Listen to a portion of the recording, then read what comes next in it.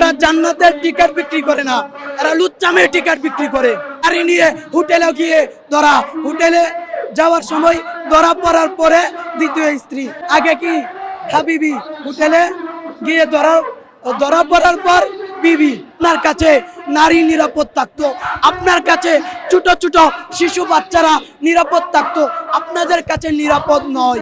বর্তমান সময়ে আমরা দেখতে পাচ্ছি ইসলাম নাম দিয়ে ইসলামকে বিক্রি করছে। মনে রাখতে হবে, ইসলামকে যারা বিক্রি করছেন বলতেছেন আমরা ইসলাম প্রচার করি। বাবা, ইসলাম তো হোটেলে গিয়ে ইসলাম না। ইসলাম কি? ইসলাম কি বলে? ইসলাম বলে যে জনগণের শান্তি। আর আপনারা কি শান্তি চাচ্ছেন? না, ইসলাম বলে শান্তি, আপনারা জনগণের অশান্তি চাচ্ছেন, শান্তি চাচ্ছেন না। যদি শান্তি চাইতেন তাহলে আপনার কাছে নারী নিরাপদ থাকতো, আপনার কাছে ছোট ছোট শিশু বাচ্চারা নিরাপদ থাকতো, আপনাদের কাছে নিরাপদ নয়।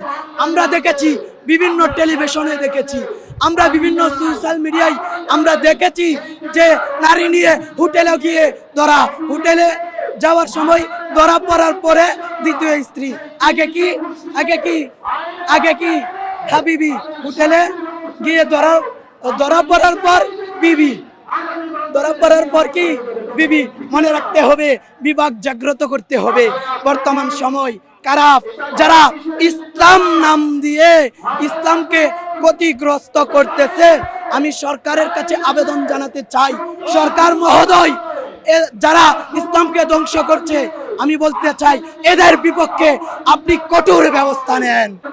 যারা নির্বাচনের আগে বলেছে জান্নাতের টিকিট বিক্রি করতেছে, জান্নাতের টিকিট।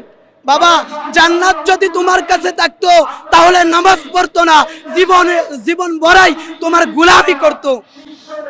মনে রাখবেন, এরা জান্নাতের টিকিট বিক্রি করে না, এরা লুচ্চামের টিকিট বিক্রি করে।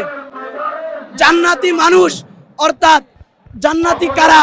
যারা নবীগণের অনুসারী, তারাই হচ্ছে জান্নাতি। যারা আউলিয়া কেরামের অনুসারী। মুসলিম আমরা কিভাবে নিজেকে প্রমাণ করি? কাদের মাধ্যমে মুসলিম হয়েছি?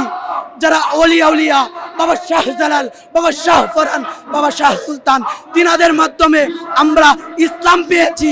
আজ যারা ইসলামের টিকিট দেয়, জান্নাতের টিকিট দেয়, মনে রাখবেন এরা আপনাকে আমাকে ধোঁকা দিচ্ছে, টিকিট দিচ্ছে না, আমার জীবনকে এরা নষ্ট করে দিচ্ছে।